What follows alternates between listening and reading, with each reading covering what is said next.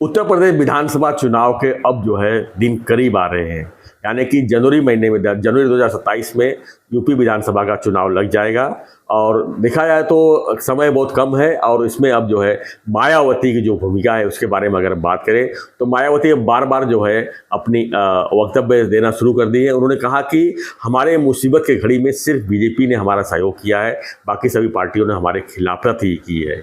तो ऐसे में मायावती का जो बयान है बीजेपी के पक्ष में जो जा रहा है, उसे साफ कयास लगाया जा रहा है कि हो सकता है मायावती बीजेपी के साथ अलायंस करने की भी मूड बनाती, क्योंकि देखा जाए तो उत्तर प्रदेश में दलितों की अगर वोट बैंक की अगर बात करें तो कम से कम 10 से 15% दलितों के वोट बैंक है। और मायावती की एक जो कद्दावर नेता रह चुकी है, वहाँ पर मुख्यमंत्री भी रह चुकी है, बहुमत में उनकी सरकार भी बनी हुई है, लेकिन उनकी धीरे धीरे उनकी छवि जो कम होती गई है, 2 से 3% उनके वोट बैंक रह गए हैं।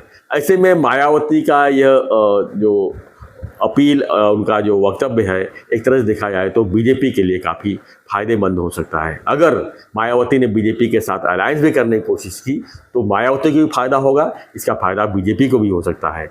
अब देखना है कि योगी जी और अमित शाह जी मिलकर इस पर किस तरह का फैसला लेते हैं। हालांकि मायावती की अगर बात करें तो बीजेपी के सामने पूरी तरह से सरेंडर होते हुए दिख रही है।